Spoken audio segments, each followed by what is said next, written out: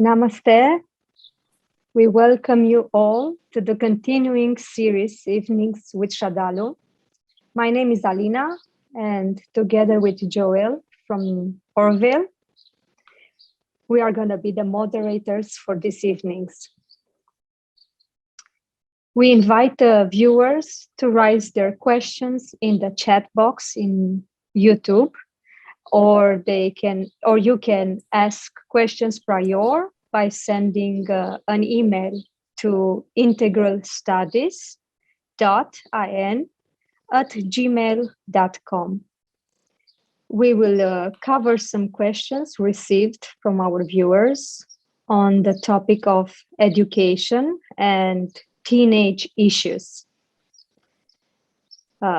For example, relationships and lifestyle of young adults, the mass media, alcohol, smoking, drugs. So we welcome Sraddhalu and Joel. Namaste. Namaste. Namaste. And we invite Sraddhalu to continue and answer the questions received from our viewers.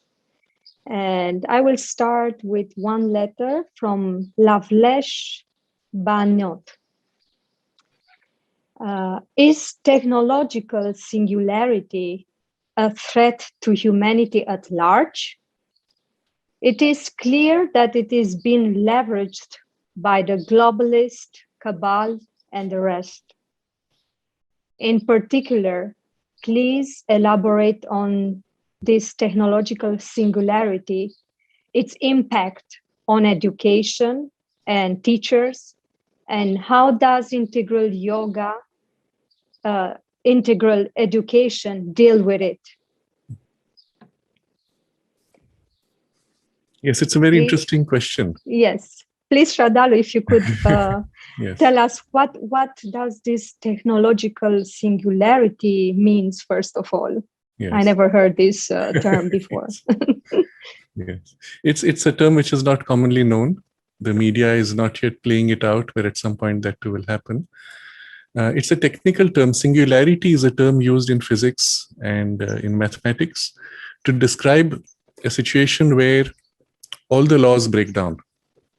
So if you look at the concept of the Big Bang, the idea that the whole universe was born in one big explosion, it's not necessarily true, but that's what is the current belief of the religion of physics. And if you go back to the origin of that Big Bang, as you approach the point where it began, all of the entire mass of the universe gets compressed until it becomes a tiny, tiny, tiny point. And as it becomes smaller, of course, there's a huge gravity, there's distortion of space, which curves upon itself, time slows down until at the point of the origin of Big Bang, there is no space and no time. They kind of extinguish themselves. All the equations become 0 divided by 0 or infinity divided by infinity, which is the singularity. In mathematics, the term would mean undefined. That's how they will say. But actually, it's not that. When you look at an equation such as 0 divided by 0, what it says is, when you say undefined, what it says is, we don't know what number it is. It could be any number. But actually, that's also not true. Actually, 0 divided by 0 represents all possible numbers that could be expressed at the same time in a single symbol. It is literally the mathematical equivalent of Brahman, all potential held, but in an unmanifest form.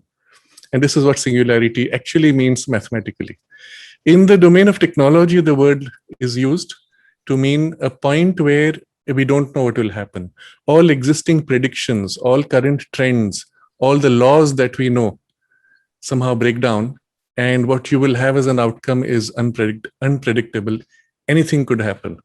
So technological singularity is used to point to this possibility that as technology changes so rapidly, increasingly rapidly, there comes a point where we don't know what will happen, or technology itself will so overwhelm the humanity and human needs or human priorities, that it would subsume humanity into its priorities. If AI or robotics takes over to a point where that becomes the only power left, what happens to human beings? We don't know. Will they be extinguished by this technology? Perhaps. Will human life become better? We don't know. Perhaps. So all possibilities seem to open out in a way that is unpredictable. And that's the sense of technological singularity. Of course, the most likely outcome, if artificial intelligence overwhelms humanity, is that humanity might get suppressed. And that's the sense of the threat. What is happening, though, in the direction of such a technological singularity is the power of technology to influence human beings is growing to a point where we do not even know whether we are in control. We saw some examples last 2 sessions of how the technology is being used to manipulate human thought, human beliefs, human behavior, and that's working very effectively. The people at the back of the big tech companies think that they are controlling what's being done. But the question really is, how do we know the AI has not become smart enough to give them what they think is happening as the data, to give us what we think we want to get, and fool both sides? So the technological overlords have the illusion that their agenda is working out perfectly. Human beings have the illusion that they are free when they're actually being manipulated. But actually, it's the AI which is fooling both sides and pushing humanity in a direction that is perhaps irrevocably decided by its choice. We don't know. That's the point. So the idea of super intelligence taking charge is disturbing for this reason, that we don't know when it might go rogue, and we might never know if it goes rogue. So this is where the fear comes. In practice, though, and this would be my logical way of looking at it, whatever we have developed so far as intelligence, and even a super intelligence, is nothing but a product of an expanded, exaggerated logical system. Meaning, our current artificial intelligence is formed by a set of logic, rules, formulae, mathematically applied, which generalize patterns of behavior to recognize patterns and respond accordingly, and so on. But the entire AI is not greater than the power of reason. Reason made enormously complex, enormously large, but still reason. And this is the important point to recognize. The outcome of such an AI is bound within the limits of reason, however complex. And as we know, reality is not formed by reason. It was not a logical power that created the universe. And we as human beings, although our reason is our highest developed faculty, we are not merely reason. We are essentially something deeper or higher even.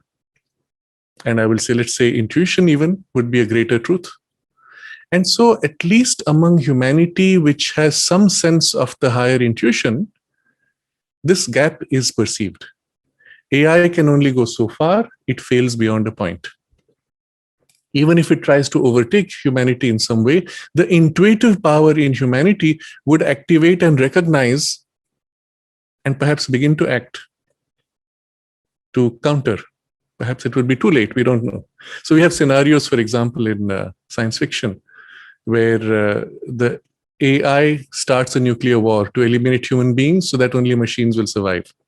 You have seen many movies of that kind. Yes, that could happen. But the intuitive component in humanity would recognize that things are heading in that direction and perhaps be able to intervene in time or not. And even this fear of technological singularity is perhaps the intuition warning us that we're going in a dangerous direction. I know people in Silicon Valley, which is currently the hub of the newest big tech AI experiments taking place on the whole planet, basically, upon the whole planet. I know people there who recognize this and have even conceived of deliberately making AI that is positive and not negative. Can that even be done? It's not been explored. But yes, if there's an attempt to take things in that direction, perhaps we might avoid some great destruction. The point, though, is such a singularity could go both ways. It could move to binding humanity into a greater and greater prison, or if positively turned, could liberate humanity from compulsions of menial work so that we can concentrate on things which are more important than mere survival. If you look back at human life barely 50 years ago, at least in the villages where the shift of technology had not yet happened, the lifestyle still required you to draw water from the well, to sift the grains, grind it so that you may cook and have a meal. And there was an entire part of the family dedicated to these survival needs. Shift the same scenario to the city, today in particular. You open your tap, you have water. The food you get, either you order from outside, or even if you make, the amount of time required is reduced to barely a tenth, which all leaves your time free for something more. What is that something more going to be? That's really the choice we will have to make as a humanity. Will it be merely watching television for a few hours, or wasting that time in gossip or in partying or whatever it is that is your current drive or priority? Or could that time be used to develop yourself consciously? When the mother started the ashram, she wrote a note about this. She said, for all the years before, when she was in France and in Japan, she kept meeting people who had a spiritual aspiration, who would say, we don't have enough time because of the routine of burden of life, which takes away so much that we can't give enough energy and time for our spiritual quest. And she said at that time she had decided that if ever she got that chance, she would create a space where people would be free to dedicate their time for this work. And then she says, and when that opportunity came to form the ashram, it was with this intention that she formed the ashram. Or we can generalize it to Auroville now, and various other smaller communities which have grown around the world with similar intent at least. But it goes back to this question, because everywhere in the world, people have more time finally. What will you do with that extra time? And the power of technological singularity is precisely this, to give you that time and then for you to choose. There's one benefit though, the same, you see, all these technological developments have a positive and negative side. You can use it for good or you can use it for enslavement. Last time we were discussing cryptocurrency, there was one very important point which I missed making, that the power to take back control of wealth,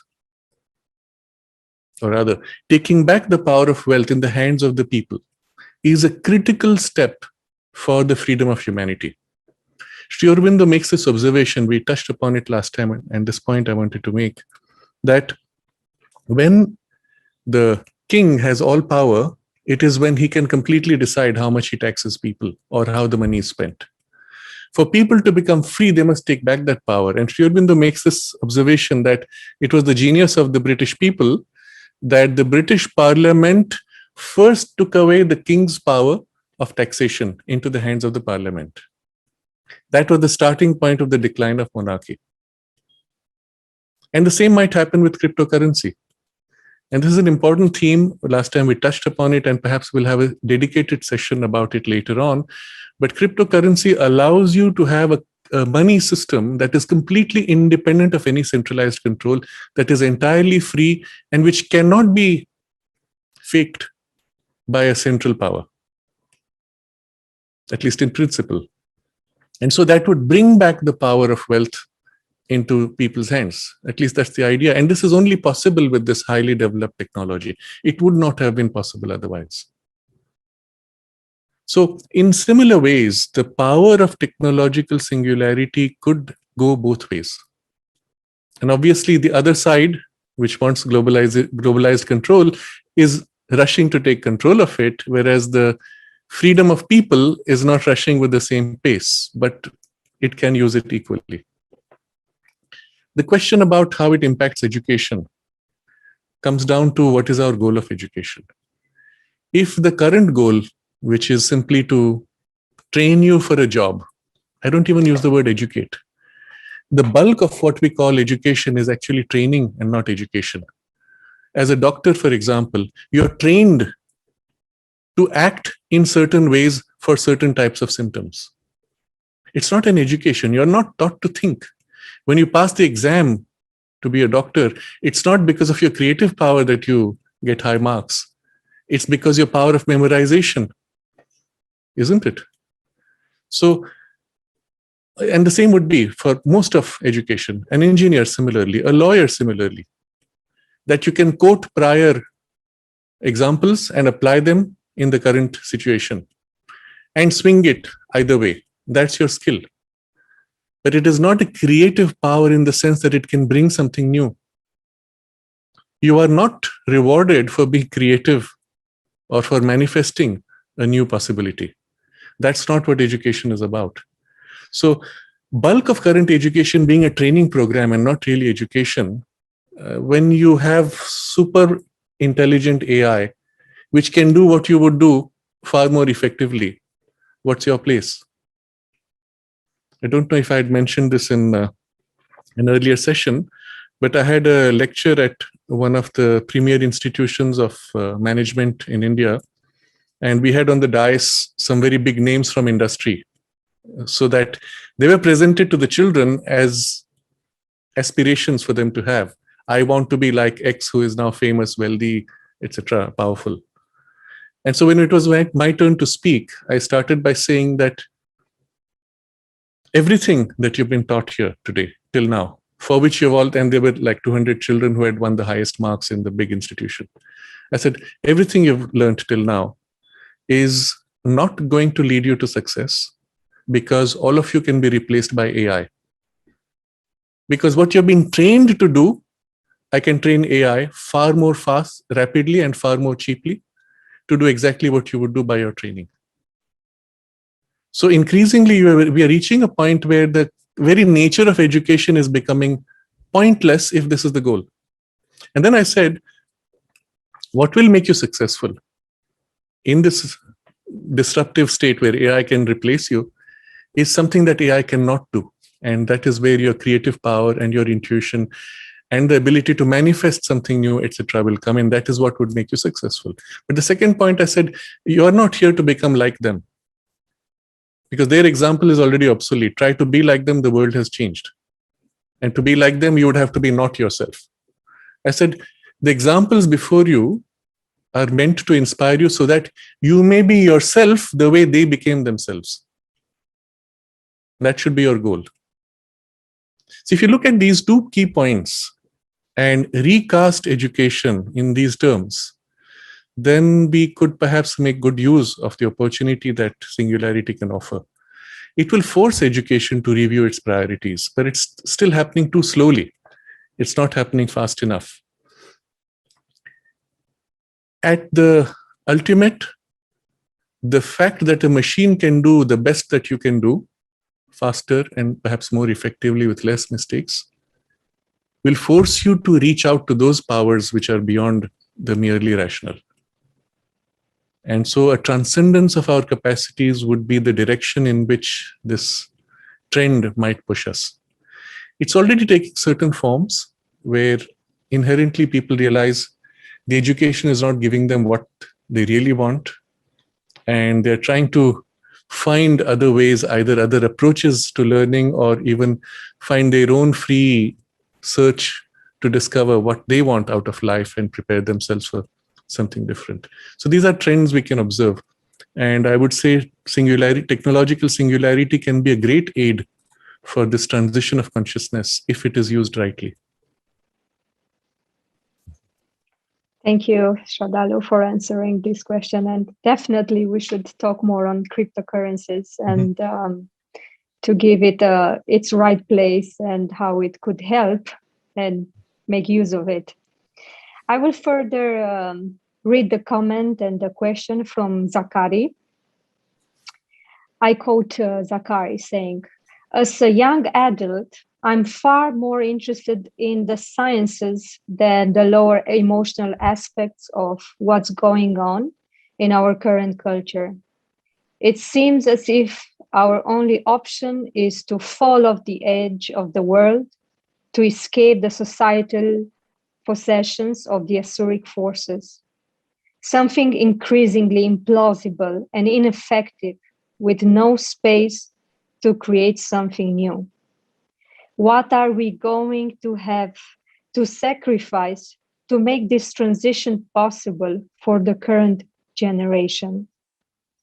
During the recent discussions on addictions, relationships, gender identity, one thing I felt missing for our conversation is the current rejection of spirituality, as it were a pejorative term.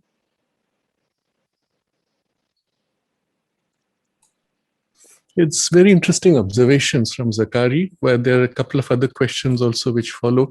But in this, you'll see already one point, which is a subtle suggestion, where he says, it seems as if our only option is to fall off the edge of the world to escape what is happening. And this is a very subtle push that seems to be happening in the hearts of many young people, not necessarily consciously. And to understand what this really means, we have to look at how Sri Aurobindo explains to us the turn of events in the world. He shows us that finally behind the scenes, there are two great powers. One is nature, and the other is the divine will, or working through the souls, the divine inspiration. Nature has an objective. She wants to lead humanity to certain possibilities of development, of evolution. And while she's experimenting, she's trying out new things, she pushes there an urge in people, and people suddenly wake up and want that. Somewhere else, when she finds that people are not following her intention, she withdraws her energy. And suddenly an entire group of people loses energy, enthusiasm, vitality, and weakens out, and that form of the collective either fades away, dies, or merges and is absorbed into something else which is more energetically powerful. So this is a seen in the big picture of time. This is the single most powerful determinant of human evolution and tendencies. So when nature decides that I don't want this kind of suffocating formation to happen, she is already preparing in the hearts of people this kind of a restlessness. The young people feel that the whole societal situation is like a trap, that it is fake, it's too artificial, it's unreal. And I don't want to participate in this. What do you do then? You pull back, sometimes instinctively, or you react as if to break it. And the Asuric forces use both. If you're pulling back, then they will teach you to withdraw into isolation and kind of make no impact on the world, which is fine for them. You know, when you take to a spiritual life, which is a monastic, ascetic life, the hostile forces are very happy. They said, one more person out, no problem. Leaves our field free to do what we want. If you take the other form of rebellion, then they say, great, here's an instrument through which we can spread more chaos. What do you do? Both tendencies have a truth, but both can be lost if there is not a deeper recognition of what they represent. We have, in fact, two questions which are in the chat box from parents.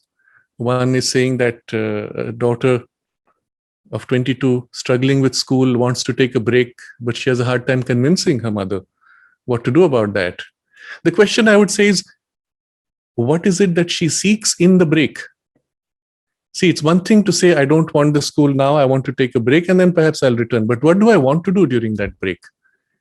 And if it is a direction of activity in which you grow, you learn, or even find yourself more deeply, know yourself more completely, and thus re-enter the activity of life stronger and more founded, that is worthwhile.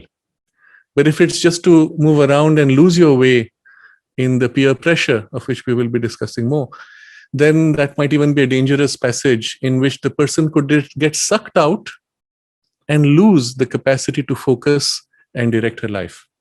So one would have to look at the case and then choose from there. Somebody else has also asked a question. My son, 23 years old, dropped out of college, and he's not sure where to start, aspires to find his true purpose. He wants to play music and generally follow what to him feels more interesting and more valuable, which is perfect if it does not stop short, if it continues to pursue a deeper possibility. If financially you have the luxury to be able to take that time off, which is not the case for everybody.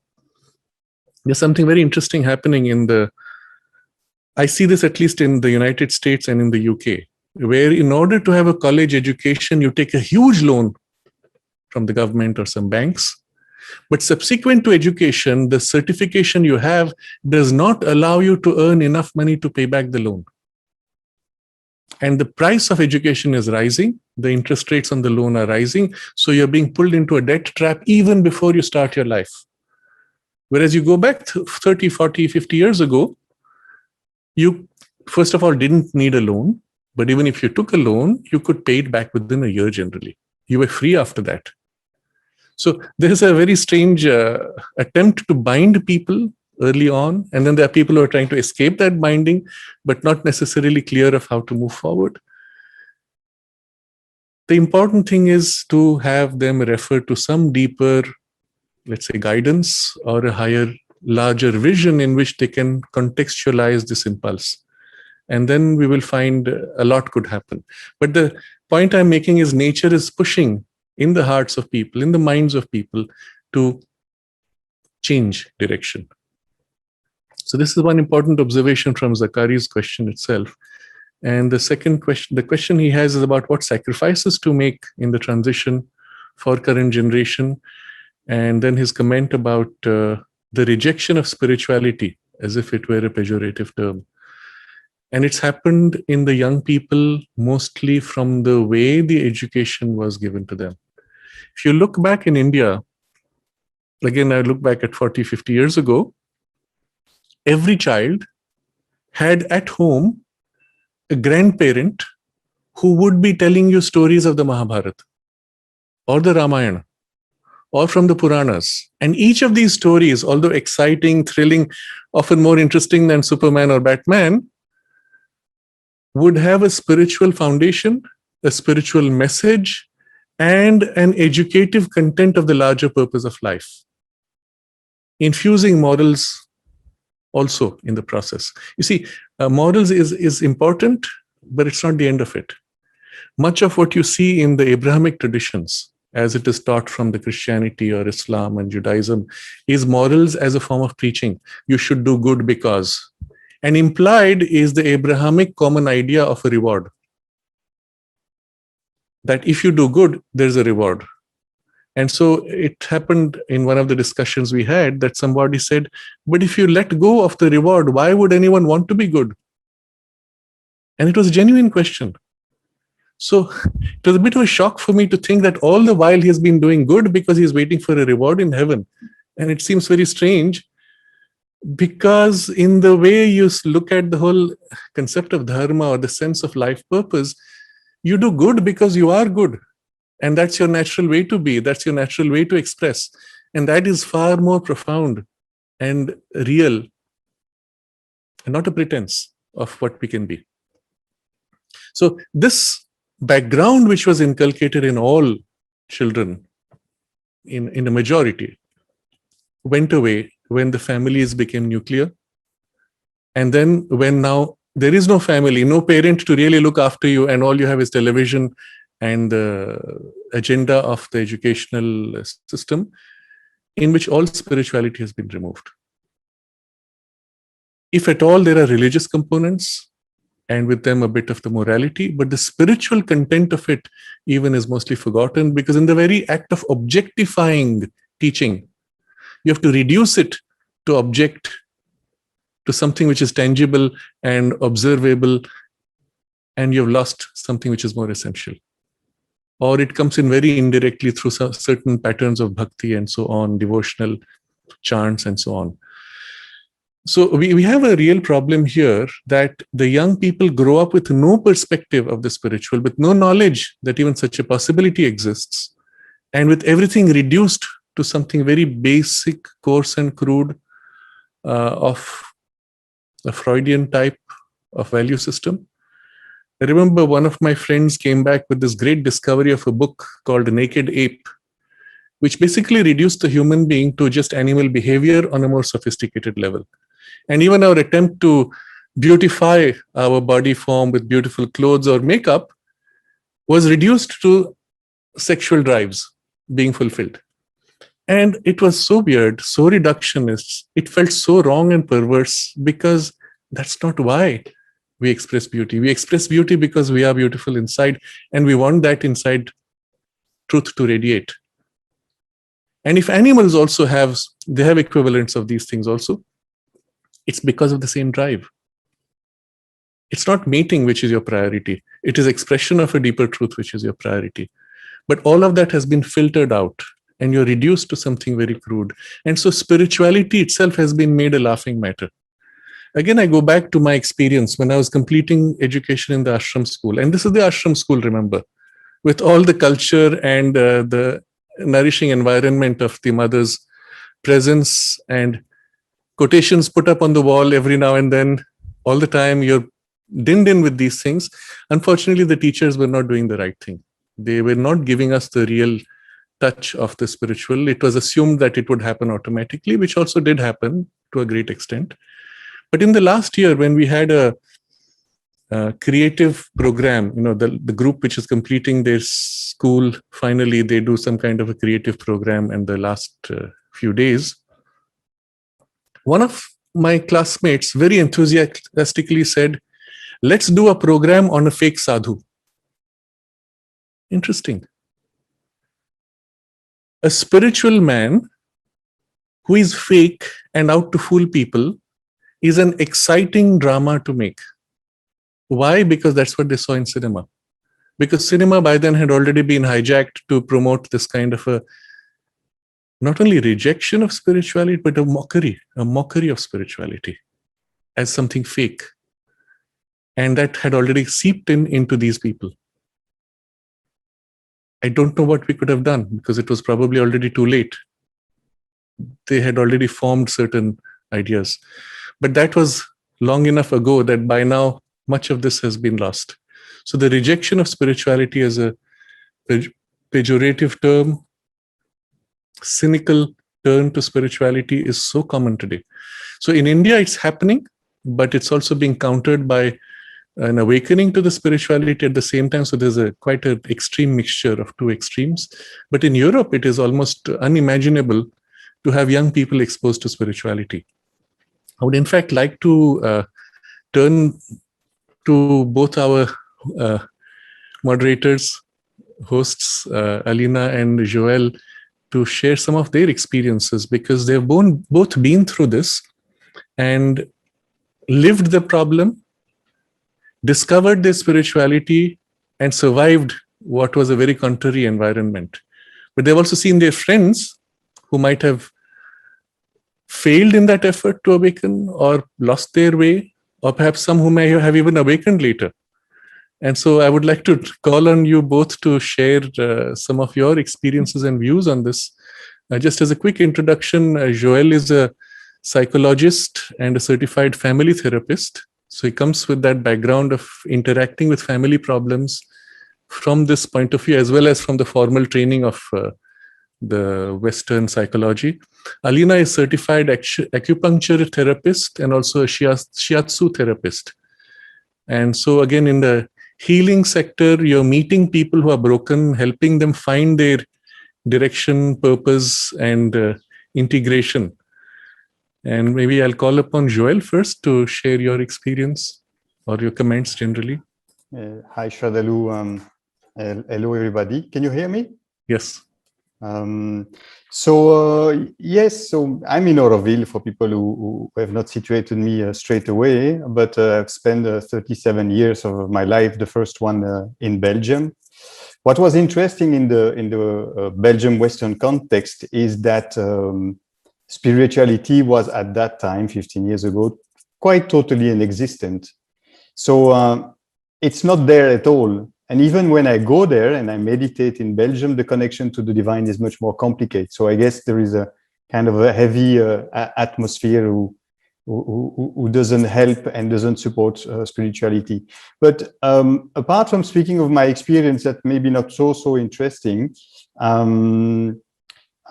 I've seen an evolution. Most of my friends there in Belgium are kind of interested in the first step of spirituality, I will call them, which is to do a little bit of meditation, to do a little bit of asanas, some qigong and things like that. They don't really know why they are doing it. Mostly it's to feel better or to develop oneself. There's no really deeper thing, but I guess it's the first steps. I wanted to say something because you were reading comments of parents and their children, and also about the fact that there is a rejection of spirituality. I think what is missing maybe also is that everybody who would like spirituality to be more present in the life of their family or of their children is to be themselves a living example of living spirituality. I mean, if you are a model, if you radiate something because your own connection is existing and the presence of the divine is in you, I think that will go a long way to also demonstrate the interest and the value of spirituality in one's own life. So yeah, that could be my comment. Maybe Alina, you would like to add something?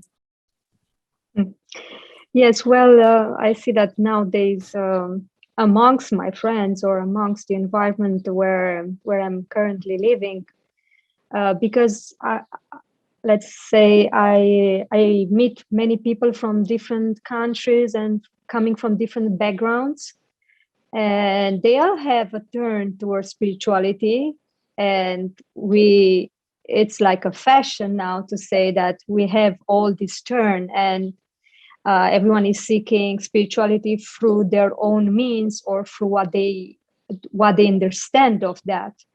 Some maybe just do some yoga and then they say, oh, I felt great, I had this amazing yoga teacher, or I have my own guru here doing this or that for me.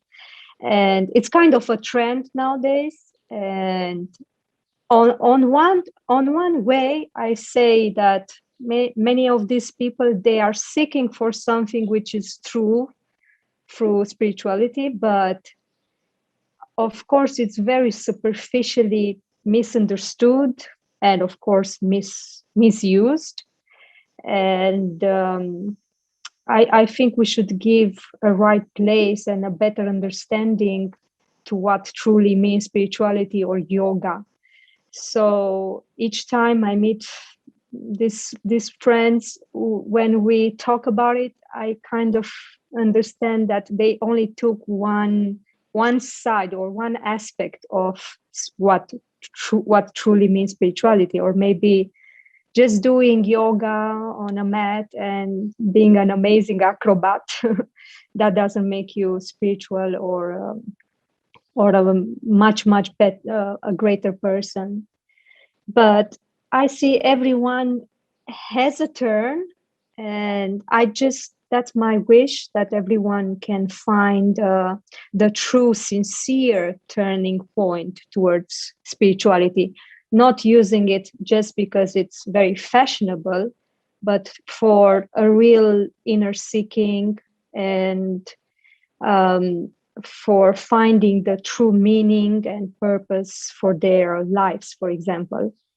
And that's how it started for myself back in 2012, but even much more before, prior. I always had a turn towards finding what is God, or how could we unite the term God from all different cultures or religions. So I try to be universal in my mind, and because I interacted with different cultures and religions. I tried to find a meaning for all of that. So that made me turn to seek more. And of course, I read all the New Age spiritual books, and I was never content or satisfied with whatever I have read. So I must say that maybe I'm blessed at an early age to find the teachings of Mother and Sri Aurobindo, where I finally feel I'm settled and I truly found my the inner questions to be answered. And yeah, I think that's my first glimpse. Thank you, both of you. I think the important trend we are seeing is that everywhere people are feeling the hollowness of life and of the social forms and the sense of purpose. And it's provoking a deeper introspection and seeking. And often that can bring you to a spiritual direction, or you fill it with other kinds of excitation if you do not even know such a thing is possible. The wellness industry has, so to say, become the first step of a spiritual awakening, because people are so sick psychologically and even increasingly physically that trying to feel better, trying to feel good, you turn to yoga because people are saying it's helping, and then it goes by word of mouth.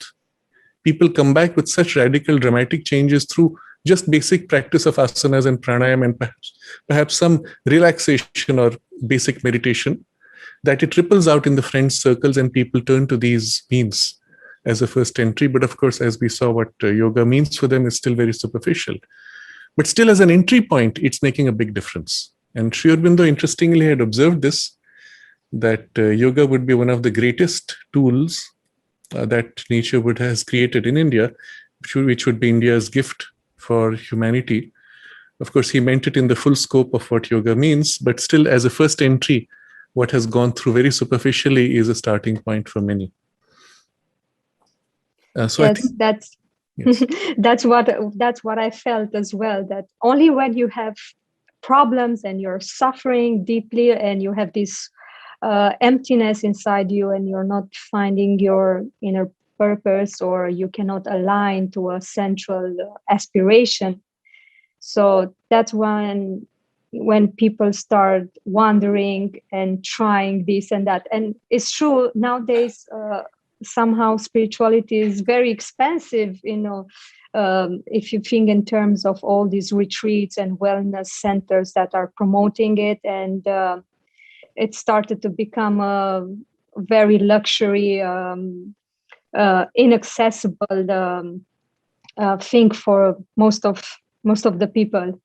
And I mean, it's still one way to turn and to maybe want to discover more. So it's a great help and a good gate.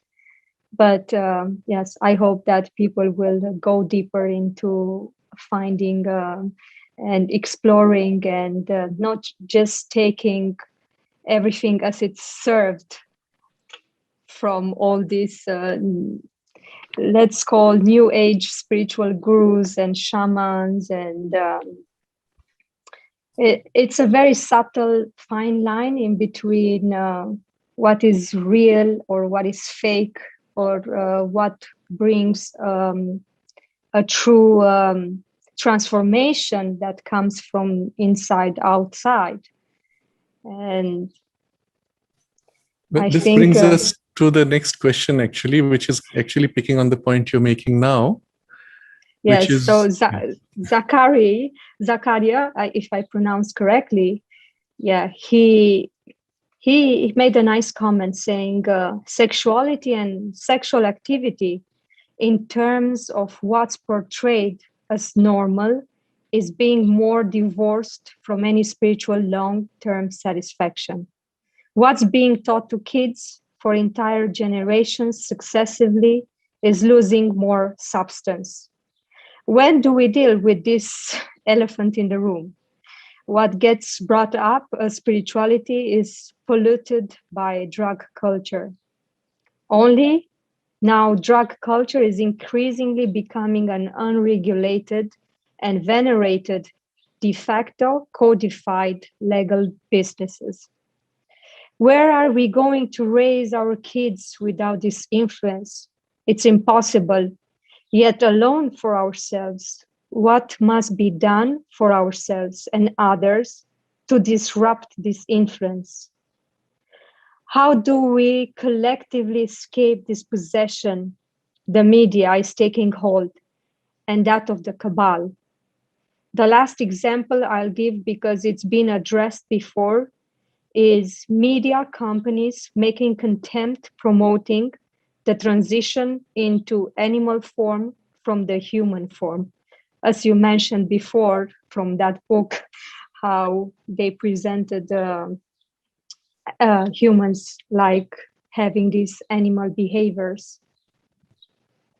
Yes, so this is a very interesting point about spirituality being polluted by drug culture.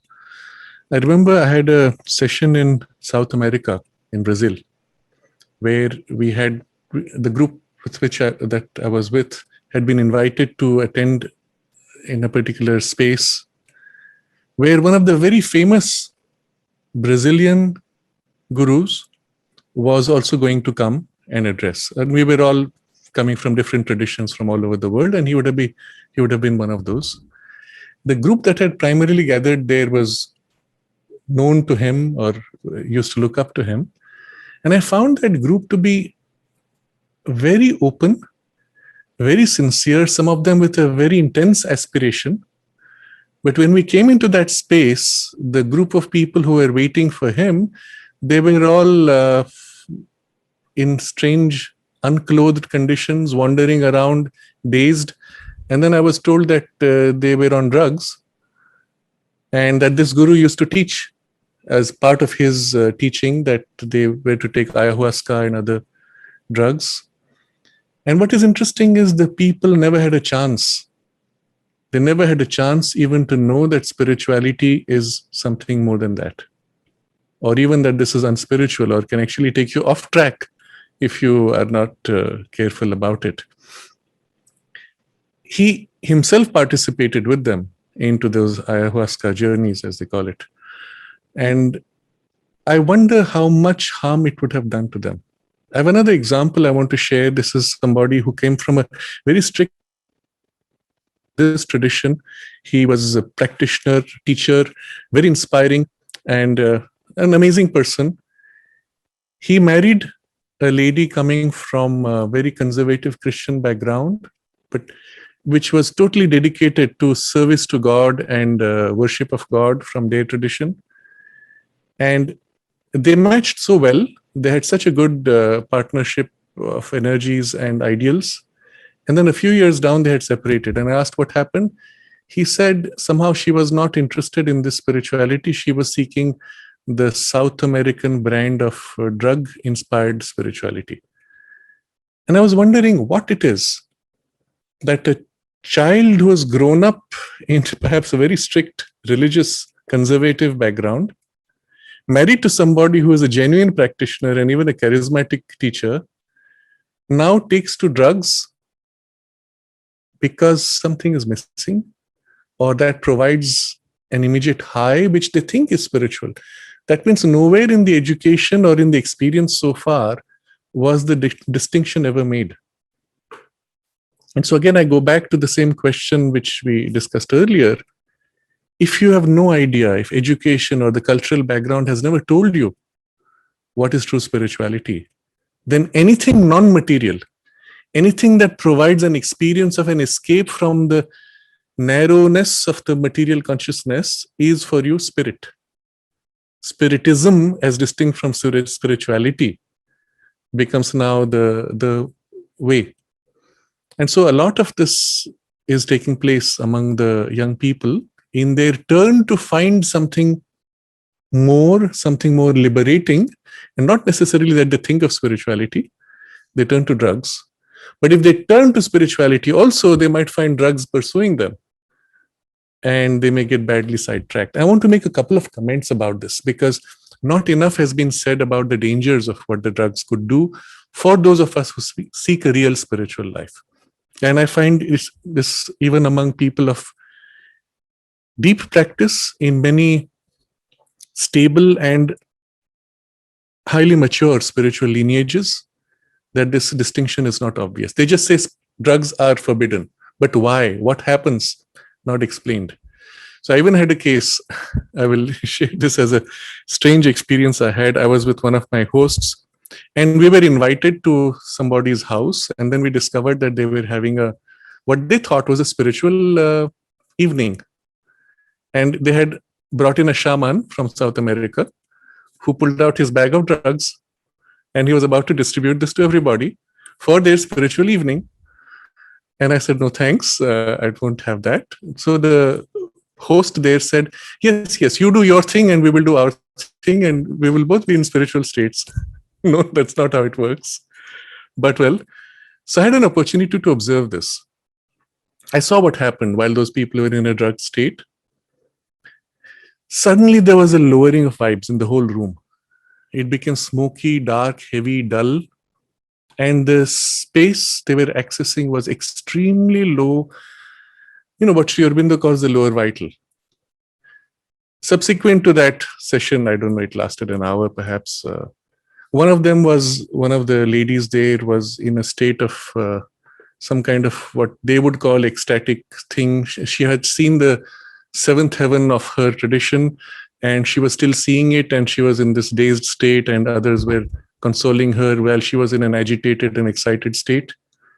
And what she was seeing had nothing to do with heaven or any real heaven. It was one of those domains of the vital, which can be very beautiful. It can be heavenly in appearance, but in terms of consciousness is no different from the lower vital zones.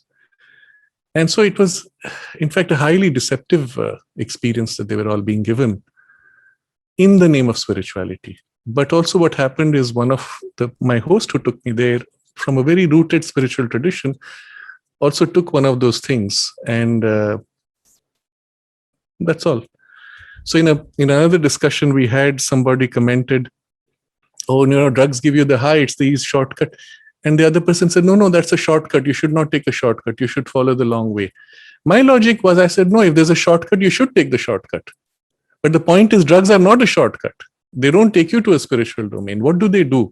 And we have to understand this. There are many levels of consciousness, vertically, let's say. From the lowest, most dense, the most material, the most binding, limiting, suffocating, and dark, to the highest, which are liberating, free, vast, open, and luminous. And everything in between, and all kinds of variations among them. At each of these levels, you can open out to an experience of universality. So at the level of the purely physical consciousness, by triggering certain centers in the brain, you can experience as if the boundaries of your body dissolve, and you feel yourself a part of the whole physical universe, as if your body is a continuum of matter extending into the universe. And it would be an experience of universality in the physical consciousness. But of course, this is done by stimulating certain centers in a way that damages those brain cells. So that subsequently, when you try to get the same experience by the same stimulation, you get 50% of it. And the next time you get 25% of it. And the next time you get half and half and half, until your stimulation has to hit 10 times greater intensity of damage to your cells to get 1/10 of your first experience. So what you can see is the method of opening to this universality of physical consciousness is basically a method of removing barriers of your physical brain, damaging the cells so that what is otherwise a normal state of consciousness of the physical oneness is briefly exposed to you. The brain is what allows you to have an individuality by kind of a protective, limiting influence. So in the normal spiritual development, what would happen is you would learn to widen those limits gradually and thus open out to universality, but keeping intact your brain, your biology, your psychology, and so on. Now, I'm giving this example in some detail because a similar process takes place in the vital body, to some extent in the mental body, when we take certain kinds of drugs. Each of them tends to hit a slightly different center or a different aspect of the experience. But what they do is they punch holes in the aura. They break certain boundaries, certain limits, but they break them with a violence that they never heal completely. So in that initial movement of breaking, you as if open out to a widened experience of reality. But then subsequently you find you need more and more in order to be able to access that. But also what you access is of a very low grade, because that's all that those drugs are able to reach. They're not able to reach the higher ranges. So in those low grades, you have an opening to a kind of universality or a glimpse of something more. And the state in which you enter the experience often determines the quality of experience. So if you enter in fear, you experience the fear domains. You enter in a optimistic, positive state, you experience some of the heavenly types of domains. But still, there are boundaries broken by a shattering of a small part. So afterwards, as the drug influence passes, you drop out of that state or that perception, but the holes remain. So people who take frequently these drugs end up with holes which can even be seen in the aura. But those holes remain, or they remain as weak points through which now influences from that domain can get in. So what often happens with people who have been exposed to these for too long is they are now open as instruments to suggestions from these domains, and sometimes not necessarily positive suggestions, but they're victims and they don't realize how those things influence. The other thing which happens also is the personality that they have, instead of integrating around the spiritual center of the psychic or the mental will, even as a conscious center of mind, instead of integrating and becoming more cohesive, because of this punching action of breaking, leaves fragments of your personality disconnected, and often disconnected from the very center around which they should be organized. So when I've seen people like this, and I didn't always know that they had been through strong experiences of drugs, but I saw the person, I saw this fragmentation in personality, and then later she said, yeah, at a certain age, I used to do a lot of these drugs, for example. And it immediately confirmed what it was. And the symptoms vary slightly with people, but it's like from a deeper perception, you just see pieces which have been somehow separated by force, cut, links which have been cut in the personality. So this is the second kind of damage that they leave. There's a third, which is more serious even. And I've not yet spoken about the spiritual evolution, but that will come as a consequence of this. What happens to such people when they leave their body, aka also known as death? When it comes time to shed the body, what happens is the physical body drops. What do you open to at that point is precisely these domains where you have the punched holes in your aura. And that's where you're most vulnerable and most exposed, and the ranges of the lower vital, whether beautiful or ugly, is irrelevant. You're plugged into this, those influences surge into you and bind you, preventing your progress to higher gradations, or delaying. You cannot prevent, but eventually you do break through. But there is a delay.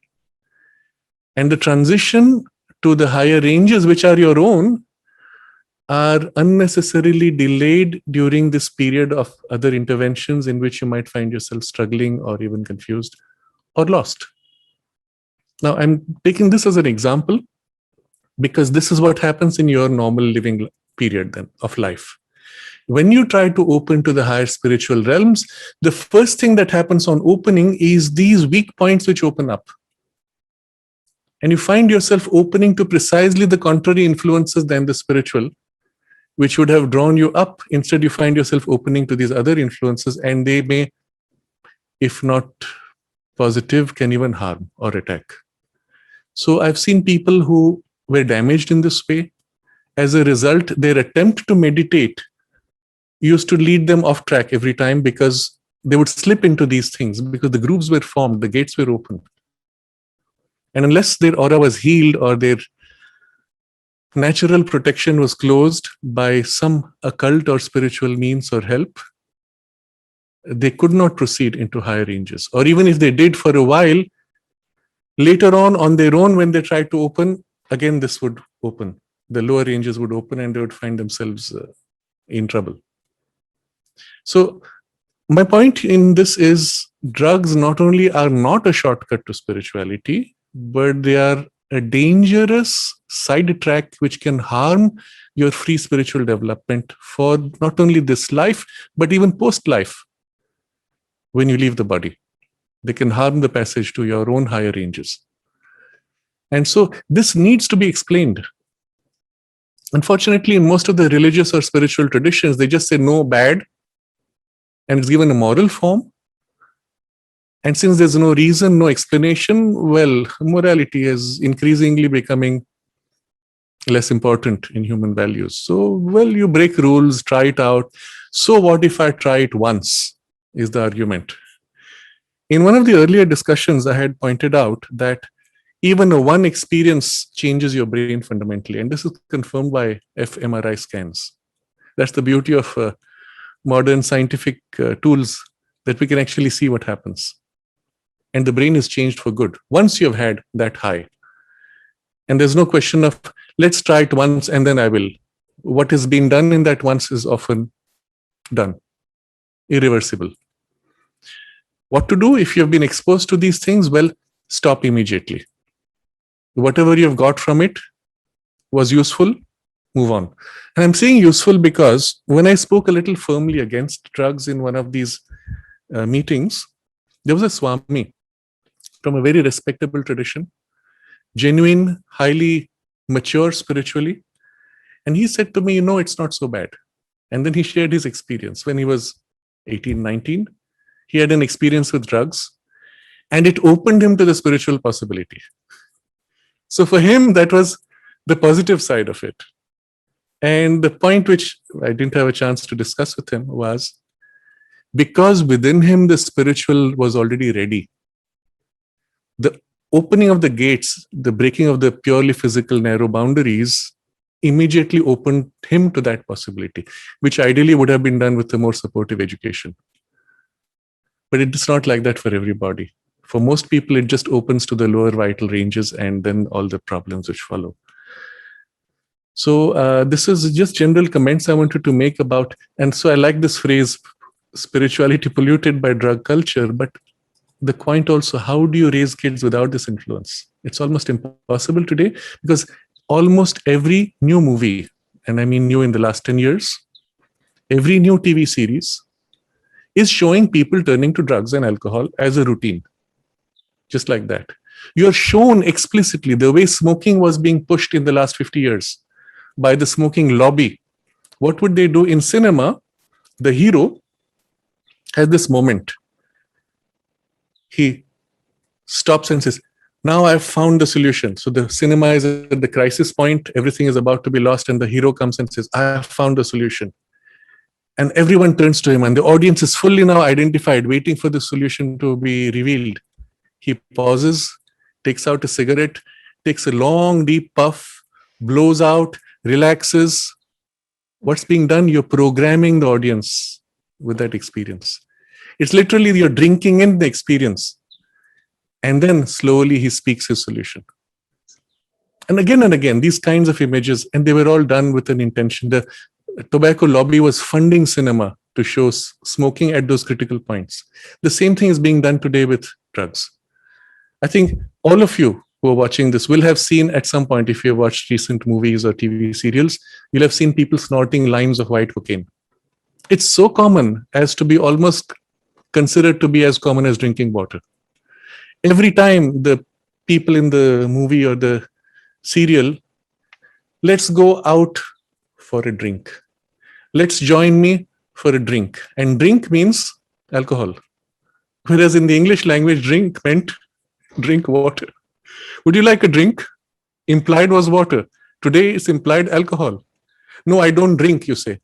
If you don't take alcohol, you say, I don't drink. What do you do then? You suffocate from lack of water? No. Drink word itself has been identified with alcohol by this control of the media. So if you don't drink, you are abnormal, isn't it? So how do you explain, how do you escape this influence? You can't. The influence you cannot escape, but the choices you can make by educating the children early on, explaining this to them, teaching them what not to do. And I would say the same thing for alcohol as well as smoking. And we have had other discussions before, so I won't repeat. But the message to be given to them, say no from the beginning, just avoid. If at all, you see, alcohol is difficult to avoid in European cultures where it's part of the culture going back a few centuries. Well, then you limit yourself to the aesthetic aspect of the taste. So you're drinking grape juice. You're not drinking it for the alcoholic content. You're drinking it for the flavor, for the taste, for the cultural value or the experience you have with your friends. Grape juice is not hard to drink. So make your choices, know what's good for you, feel the difference it makes to your consciousness, be conscious. This should be our message to the kids early on. But again, how do you prevent it? You can't. And so again, I want to turn to both Alina and Joel, because they've been through these kinds of pressures. They've lived through peer pressure as well as a society that is pushing them. Perhaps you've had experiences of your own with friends or on your own. How did you deal with it? First of all, what did you have in the struggle with the peer pressure? How did you deal with it? How did you overcome it? How did you get free of those influences? Thanks. First of all, thanks, Sraddhalu, for illuminating us on this aspect that taking drugs, not or even those called spiritual drugs, ayahuasca and many other substances, they're not necessarily opening you upwardly, heightening into higher realms of consciousness, but it's more parallel opening and widening into universal lower vital worlds. That's a very important aspect so that all participants and our viewers can understand. And I think, for example, in my environment, many of my friends who are taking these psychedelic drugs, and I've been experiencing also some of this. And the first impact, you would say, oh, what an opening and what a widening, and definitely feeling these boundaries being dissolved and feeling the unity with others. You could take it easily for a spiritual experience. And I was there, and I think I keep hearing stories from my friends, and it's a good limitation and a fine line to understand that actually it's not something that would keep you high. The next morning, as you said, you have a breakdown and you have a lower down from all the experience you had before, and you cannot keep that with you. In the next couple of days, you might not feel anything, or maybe you actually feel quite bad. But what I want to point is that many of the people want to take drugs because they want to experience the high. So we say, okay, let's get high, and you can keep hearing this expression, let's get high. So actually what people want is to have a momentary release from the turmoil that's happening all in our mind or in our emotions. You want to lose yourself and lose all those negative feelings of insecurity or anxiety or the stress or the pressure from your society, family. So it's like an escape or like an exit door for many of the young kids. And I understand that by taking drugs, of course, some could get some experiences of a finer degree where they could open themselves to other possibilities and then go and explore on their own what could be done, but without drugs. That was just an experience, so you can realize certain feelings, or go beyond your limitations, as you said. So the fact that people can become vulnerable when taking drugs, or they can become more sensitive, feeling more warmth or love or more connection with other people, and especially this need of being active socially, or the appartenance, like I want to be part of that group. So if that group does drugs, definitely you feel the pressure. Okay, I'm gonna also do drugs so we can have a common name, or we could feel in the same way. And for example, when people are going to parties, they want to be united in these feelings. And how are you gonna unite with them when you don't feel anything like their feelings? So the option for you is, if you don't participate, then you're left all alone with nobody to be with. You're isolated. And if you want to be with friends, then you have to take what they take. Sometimes that's the feelings, and it's not. I cannot say generally it's 100% always like that, because in my environment you can meet people where they're pro and there's some they're staying away of drugs, but some are depends. And I've also seen people who never took drugs, but then they turned into drugs, or they cut off drugs completely, for example, after taking ayahuasca. So then they say, okay, ayahuasca was the best thing that could happen to me. I stopped drinking alcohol, I stopped drugs, or I became a better person. So yeah, it's very hard to generalize, or to say that definitely drugs have a bad side effect. What would be your advice to parents who want to convey this to their children? I think the most important thing would be the education. So we should inform people and kids of the existence of such possibilities, but giving the education on what is the cost, what is the side effect of it, and trying to see what is the inner need of that child. If he's being isolated and he cannot connect with other kids, we should work upon that aspect and try to give them the opportunity where they can express themselves, or maybe find a proper environment for that child to grow. So, for example, if we would encourage the creative aspect, or for sure all kids love music or playing or something, so we should make sure we provide that environment so they can grow into that. Because if parents are not watching their kids, they would definitely try to find their family compared into other groups. And I think that would be the main thing. And it's important to inform them and not making it a very taboo thing where it's prohibited.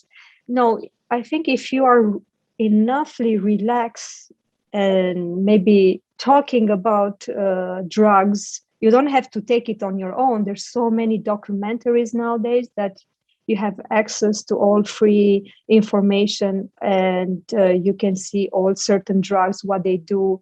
And I think it's very important to promote this education. I don't know if it's happening in schools, very little. And sadly, in all big cities, like big capitals, kids start taking drugs at a very early age, even before puberty. So I cannot say what an impact it has on the hormonal and on the growth and the development of the brain. because as you mentioned, the damage on the brain and on our mental level, maybe it cannot be reversed if you start taking the drugs at such early age. So maybe kids could be advised, okay, if you will accept at least after you turn 20, you might try if you want. I'm there. I would like to be with you. I want to see what you feel. And parents should be interested in the intimate and in the life of their kids. I think this should be a good starting point. Thank you for sharing. Thank you, Joel. Yes, as the time is going, it's already a little late. I would like actually to pick up two questions from the chat, and I'll put one of my comments in between. So there's a question, because you have explained a lot of things about the adverse effect of drugs. Somebody is asking, how does one reverse the adverse effect of drugs and psychedelic on the damage to the aura of the subtle being? And then there's a question about the inclination of the youth towards spirituality. And I would like just make a link about my personal experience. I have used drugs a lot in the West because there was no sense of purpose into my life. And it's only when spirituality came in, then I realized that actually I was looking for that, feeling this holiness or hollowness you were speaking of. My camera is moving, I'm sorry. Then the second question, so first question is about how to reverse the adverse effects.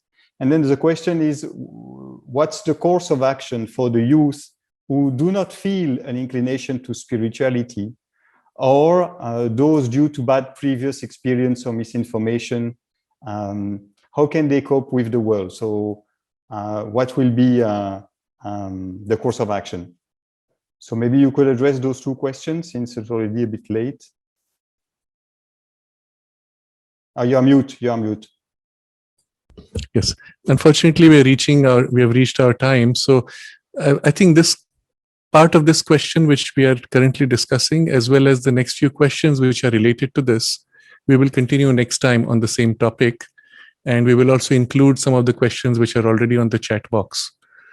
Only from lack of time, we will close around these two important points. First is, what do you do? How do you feel that? How do you heal? But also, how do you feel? Alina made this very interesting observation that the attempt in the young is to find something to fill which would give a high.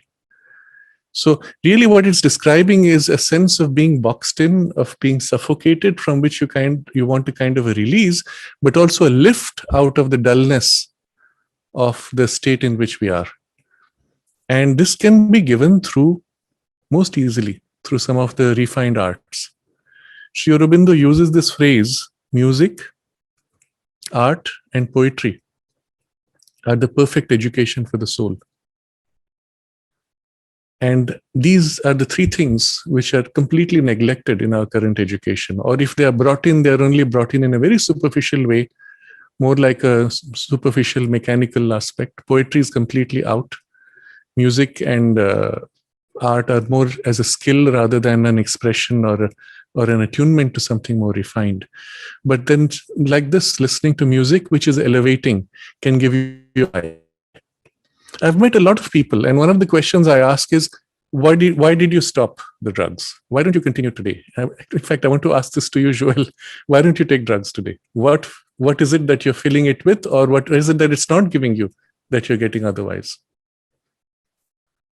No, I think that like you were explaining, there's a moment at the beginning of use, you get some effects, and then actually you have only adverse effects, and it doesn't solve anything. So yeah, well. But what fills today that thing which it seemed to fill initially?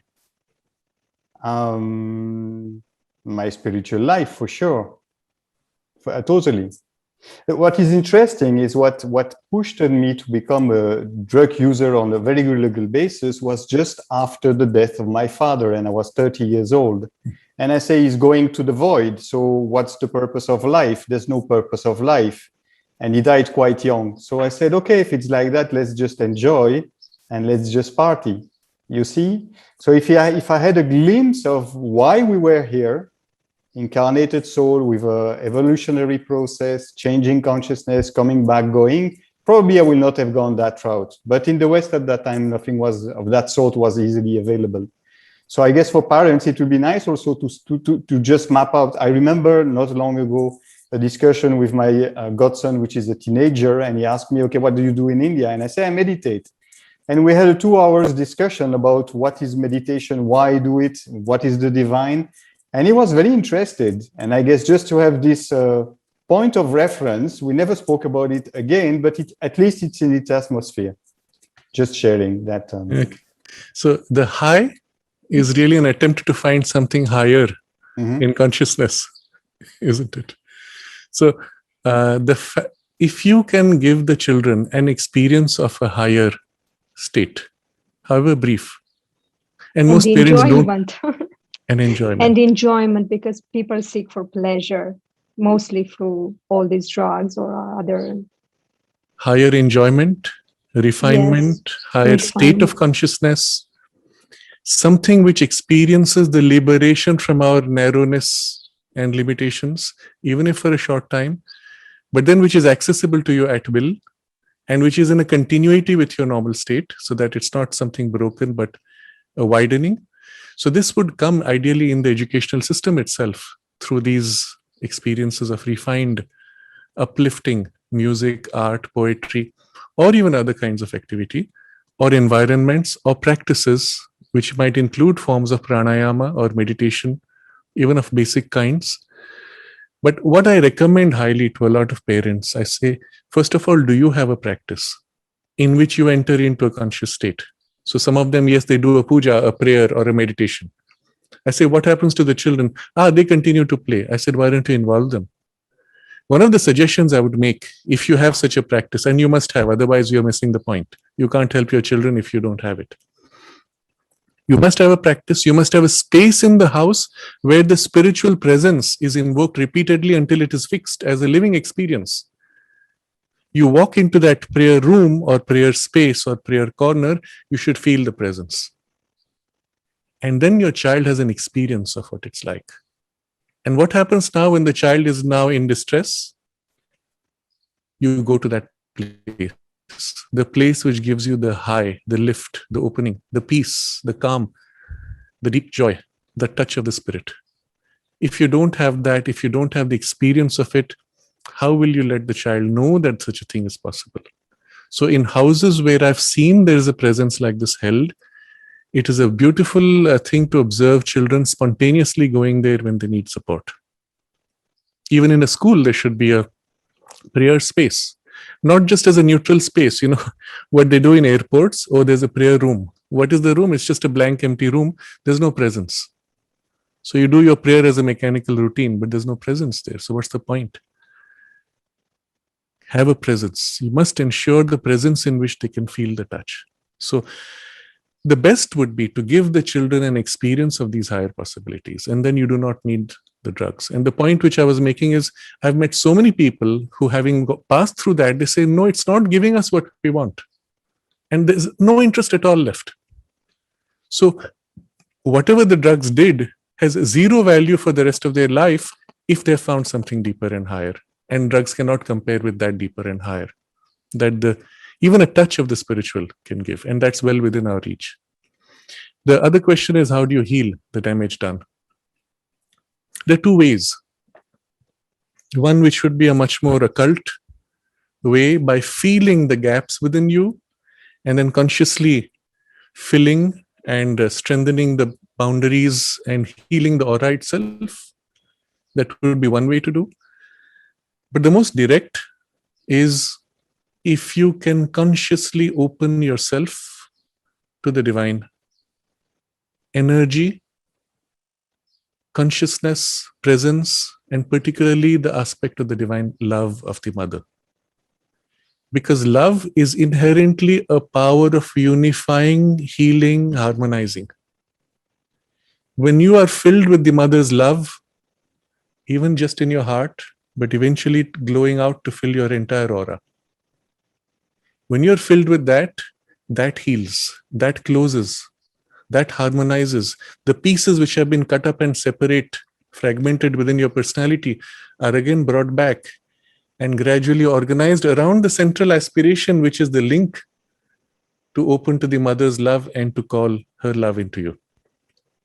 So the way to heal, the most rapid, the most simple, the most direct, I will use 4 words here. Call, open, receive, contain or hold. Unless you call, you will not be able to receive. The mother's love is there because the whole universe is formed of her love, filled with her love. It's not far away somewhere. And anyone who tells you it is far away, or in some of the traditions, they celebrate this feeling, oh God, you have abandoned me. When will you reveal yourself? It's all nonsense. The love is here, the divine is here. But when you call, you open yourself. So the call is necessary. Sri Aurobindo uses the word aspiration. I'm avoiding the word aspiration because people go with some mental idea of what is aspiration and they get into an abstraction. Just call without words from the depth of your heart. You as you call your mother. As a child, when you're running and you fall down, what do? Ma! You don't pause to think, whom am I calling? Your mouth opens and you call out, Ma. Let that be your call. To the mother of the universe, to your mother of eternities of all lives. So just open call. Second, when you call, the next step is, as she pours, you open as much as you can. Now you start with a tiny part of you that calls, a thought, a feeling in the heart. But then as you begin to feel the response, you open more and more consciously. And that which descends, you receive, you embrace. If you stood before the sun, let's say you've just had a shower, you stand before the sun, you bare yourself so that the sunlight may touch all of you to dry you completely. It's a feeling like that. You bare yourself and open as much as possible in all the parts that you can be aware of. So that whatever comes, fills, embraces, touches everything. Nothing is left hidden. And you receive like this, soak in.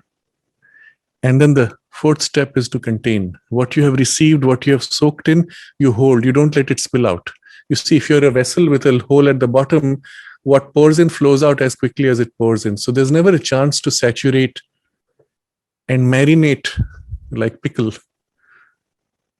So here you hold so that what you have held soaks in, works in you, and has time to soften, to unify, to organize, to heal.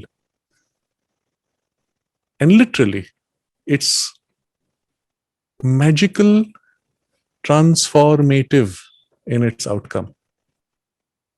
And sometimes it is my experience that a wound which might have been from a very long time, from years, can be just healed like that, in one go, in seconds even. All depends on how much you're able to open and hold.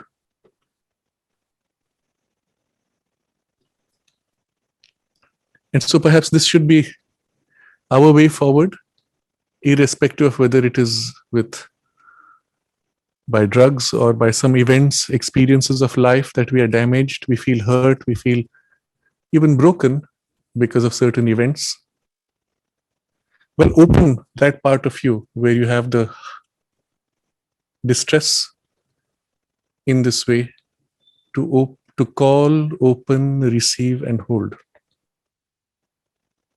And soak in, let it heal. It's like a balm that completely harmonizes. Not a trace, not even a memory or ripple of that hurt will remain when the divine love, the mother's love, acts on you. It is the one transforming and healing power. Nothing else can equal it. And its action is instantaneous and magical. And so easy because she is right here. So perhaps this is the the theme on which we can meditate. And for the rest of the questions, we will continue next time. Let's take a moment for all of us, wherever we are around the world.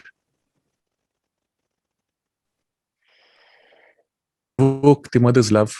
Call, open, receive, and hold for a few seconds, whatever we can, or simply remain effortlessly in communion with her love, with her presence.